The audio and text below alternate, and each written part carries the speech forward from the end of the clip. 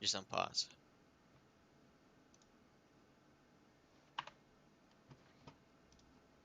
All right, and we're back live. Apologize for that. We're gonna, just that really bad technical issues that we're gonna have to sort out at a later date. Right now, we're back, kind of. We're just waiting for for the game to unpause, and we'll be able to see these guys. And there we are. Great, sorry about that, Yoji. So glad to see we're back running. We're on with Cole right now. Looks like a pretty good gap here between Big Mama Frank. So it looks like Sid did go ahead and pit. And he finds himself here in P3, trying to put pressure on Cryptid, who's on 9-lap old mediums, both coming out of Aqua Minerale. And he's got 7 laps now to try to get on that gap and see if he can come up with P2. Intervals should be loading soon, and we should be able to see Johannes.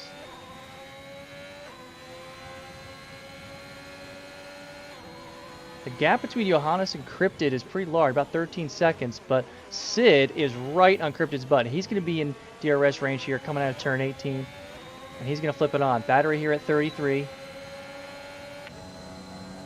Cryptid doesn't have too much battery himself, and Sid's going to make the pass pretty cleanly. See him come out. He's going to come out behind a little bit of pit stop traffic. And Sid set a fastest lap with that as well. Yeah, that was blistering. He's looking really quick here on the first set of softs. We have caution here in sector 1. Looks like someone has gone around. Looks like it was a Haas. Not NVA. It looks like it was Florida. I believe it was Florida. Having a little bit of a rough go now. He's on fresh softs now. He'll, of course, try to get to the end himself. But then if you look at that other Haas of NVA, he's got the 2 McLarens on his tail right now. Yeah, he does. We see Dan Guda here putting a lot of pressure here on MVA coming in Ravata. And we'll see if he can close that gap enough to get DRS range. I think he might. Dan's got about a quarter battery. He does have DRS range left. NVA draining his battery as well, but he's towards the end. Dan looking to make the pass on the inside. And he's going to do it. Got plenty of room here. Takes the outside line. Good kissing of the curbs there on 2 and 3. Dan Guda currently P13.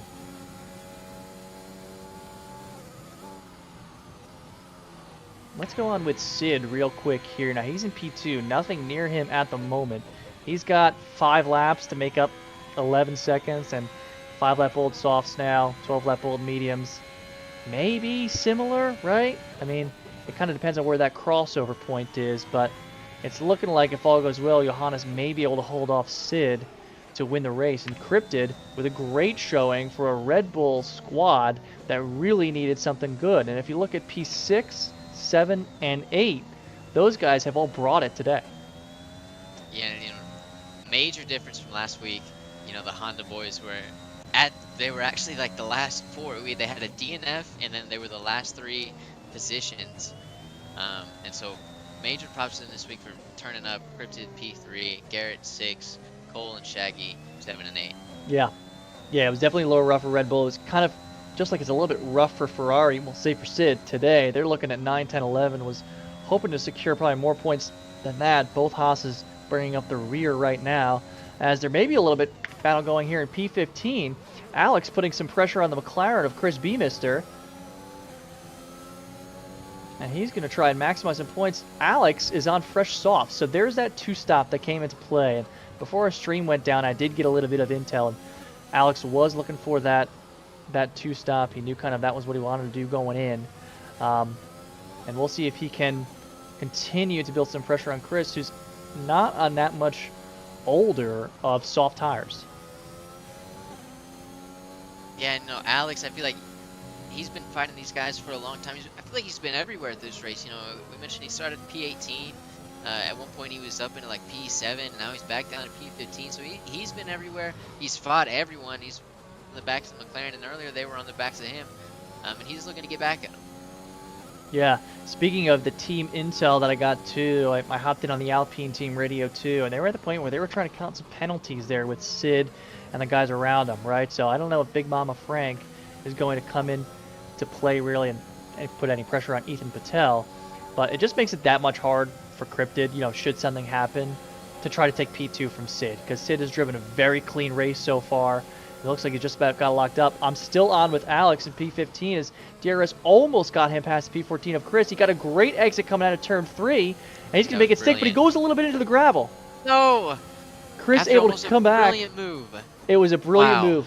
Brilliant move. Tires might be a little hot, but he's got some time to make something else stick.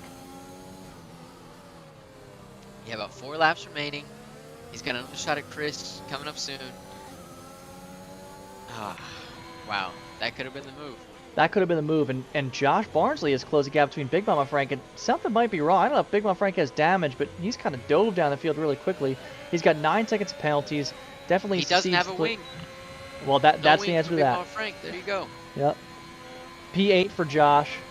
Really easy overtake, and right ahead of him, Shaggy Muffin is putting some pressure on teammate Cole. Well, indirect teammate, right? I mean, both Red Bulls. Yeah. And we may see some shuffling yet here between 6 and 7.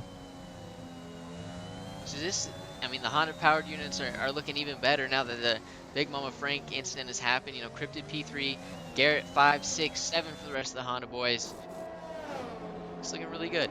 It's looking for them not as great for Ferrari right now, as Sleek had to come in for a new front wing, and he finds himself in P15, 16 now. And the only thing saving him from the back of the pack is that the gap for the Haas's is so far. And right above him, I'm afraid Lightning is struck twice as Mercedes is, you know, obviously everyone who finishes the race gets points, but they're outside of the top 10, effectively out of points. 14 and 15, Big Mom Frank and Mr. Anduga. Yeah, it's rough. They had such good racecraft, really, in Silverstone, and it just hasn't carried over so far to Imola. I'm on with Shaggy Muffin now, who's definitely going to have DRS here on Cole coming out of turn 18. He got a great exit, draining that battery, DRS on. We'll see if he can make this clean for Cole. He goes to the outside. Cole tries to defend on the inside. I don't think he's going to be able to hold that line. Shaggy Muffin with a really clean pass. And he's ahead of Cole. Going to lap 30 here at Imola. 2 to go. Yep, 2 laps to go. Johannes in the lead by about 8 seconds. Which is a lot less than Division 3 races, but he's still, you know, just absolutely gapping the field of great drivers. Sid, Cryptid, Ethan Patel, Garrett Elder, Shaggy Muffin, Cole. You know, all these great drivers, and he's still just putting on a masterclass. It's just really impressive to watch. I mean, these guys are quick. OG, Sid, Cryptid, Ethan Patel, these are no slouches. And he's got an 8-second gap on them in a tough, demanding racetrack, right? It's hard to do a 2-stop at Imola, and he's just, I mean, once again, far and away top-tier driver in Division 2. Yeah, and it's just crazy to watch that because, you know, in the simulations we've done, you know, Garrett Elder, Shaggy Muffin, Cole, they're all miles faster than me. Cryptid, miles faster than me. You know, these guys would beat us by about 30 seconds if we were to race. Minimum 30 seconds, I want to add. And Johannes is just on 16 lap old medium, just pulling away easily.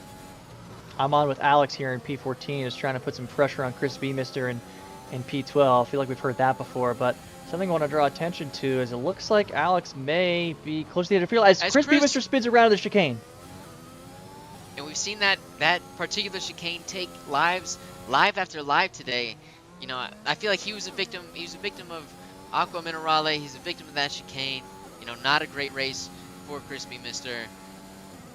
With only 2 laps to go, it's frustrating. Yeah, now he may find himself in P14 after all the penalties are said and done, but he was looking to maybe put pressure on like a P12 because he's been clean so far penalty-wise. So maybe if he finished around maybe P11, he had a shot to get a little bit more points there, but it looks like now we'll see the Mercedes maybe fighting a little bit as Sanduga's going to try to put some pressure on Big Mama Frank, but it may just be too little too late. Yeah, it's just... It's got to be frustrating for those two, Big Mama Frank and Mr. Ndunga, especially Big Mama Frank. You know, he's up in the top 4, basically the entire race, top 5, I should say, basically the entire race, and that with only, what, 3 laps to go, you break your front ring, you gotta replace it. Just incredibly frustrating. Tough. And while we were following the Mercedes, looks like Cole went back ahead of Shaggy Muffin, but now Shaggy Muffin doing the same exact pass that he did 2 laps ago on Cole. So very, very powerful DRS there. He'll have to build that gap a little bit more to make that stick till the end of the lap. as Cole, he really wanted it. He took a little bit of the sausage curve. I feel like if he had Yeah. hit that perfectly, he would have had it. Um, but he had, a little bit of moment. The rear slid up out from under him. He's a great driver. He caught it, of course. But yeah, so I believe this is the order as Shaggy Muffin goes to Ooh. the ground. So I guess never mind. Anything can happen in these final half a lap. But the Honda boys are looking to complete the 567, 567, I should say. Yeah, this is probably going to be the closest battle we have here on lap 42. We'll see what kind of an exit they get out of turn 13. Both good. Maybe Shaggy a little bit away, but he got the exit good. They're coming up to the chicane. Cole trying to hang in that slipstream as much as they can. They both handle chicane very well.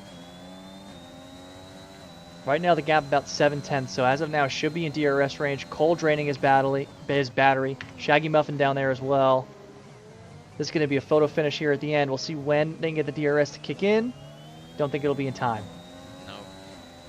And so there's your lineup. Johannes P1 with 18 lap old mediums, Sid P2 with 11 lap old softs, and your Honda boy Cryptid P3, followed by Ethan Patel, Garrett Elder, Shaggy Muffin, Cole Clemens, and the two Alfa Romeos, Josh Barnsley, Brian Hackman, and then Connor to round out the top 10. Great race here. A lot of drama here at Imola. I wish we could have seen a little more of it. Apologies for the technical difficulties, but OG, we'll go ahead and maybe try to get the podium in here to discuss maybe a little bit of a boring race for Johannes and Sid, right? I mean, they were kind of in a league of their own and then almost all by themselves for a lot of the race on the track. Yeah, no, I feel like, he had a great race last in Silverstone, Johannes did, and he said it was a lot more exciting, and I wonder if his answer is still going to be the same today, pulling an 8-10 gap virtually the entire lap, Yeah. or race, sorry.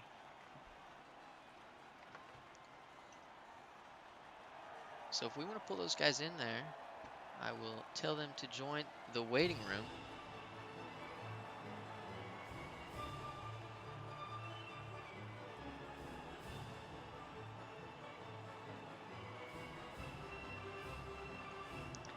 Yeah, super frustrating on the technical side. Sometimes things just don't want to work, and no matter what you do, it feels like you just can't fix it. Yeah, so hey, tried our best today with an interesting situation, but we got to watch a great race. We got to watch really fast guys up front. We got to watch really good midfield battles, and the rain didn't come. It was dry the entire time. I wonder how much the threat of rain maybe affected strategy, but it looks like it was pretty clean the whole way. Yeah, no, and I do wish we got to see a little bit more of the race, or I mean, we were busy troubleshooting everything. I'm sure we missed some exciting moments, so I do apologize for that. But yeah, we were thinking maybe rain was gonna come in, but it just never did. And we got the boys in the waiting room, so we're gonna go ahead and interview Cryptid first. And so I'm gonna pull in. Cryptid, can you hear us?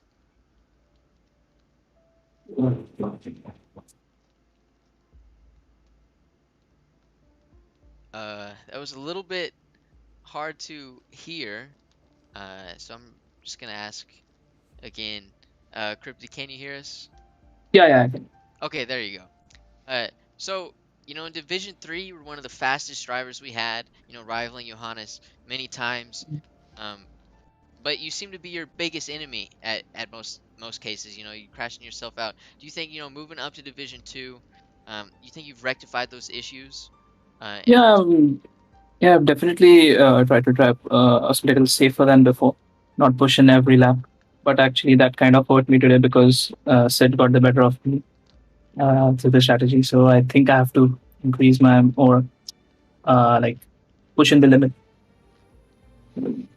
Cryptid, you still had incredible pace today. Did you guys? So I know you were out last week. Did you feel a little bit Yeah. more pressure to show off, kind of get as much points you could for Team Red Bull because they struggled a little bit in Silverstone. So what was Yeah. that team dynamic like going into this one? Well, Silverstone actually, my PC acted up, so Oh I yeah. couldn't attend the race. But I was completely ready for that race more so than today. And while driving, I feel no pressure generally. But today, yeah, I had to build up some points for to make up for the last weekend. well, great race, Cryptid. Hoping to see more of you. As a fellow D3 guy, hoping to see more of you throughout the season. Just great race. Thank you. All right, so we'll go ahead and pull in Sid, who we interviewed last week. Sid, how's it going? Hello. Guess Hello, Sid. All right, so a couple questions from both of us. You know, it feels like we interview you every single week. Um, week after week, you're top two, you're winning, you're third place, you're podium virtually every week. Do you have, a key to your success almost? I don't know. I guess it's just practice and passion for the game. That's it. Sid, did you There you spend a go. lot of time kind of practicing for different weather conditions or different tire strategies? I think you had the better strategy there. You're able to kind of end on softs and secure the fastest lap by like over a second. So is that kind of what went into your sessions this week? No, to be honest, I had a lot less practice for this week than last week. But today I was just feeling on top, I guess. Even in time trial before the race, I beat my personal best by like 5 tenths. Oh, wow. So you're Yeah. just in the zone this race. Um, Yep. Got feels held up like, by drip at the start. That's why I couldn't catch up at the end. but it was a great race from you all the way around. Another second place finish. And so I feel Yeah. like I have to say this, but we will probably interview you next week. Great race, great weekend, and see you in Brazil. See you too, hopefully.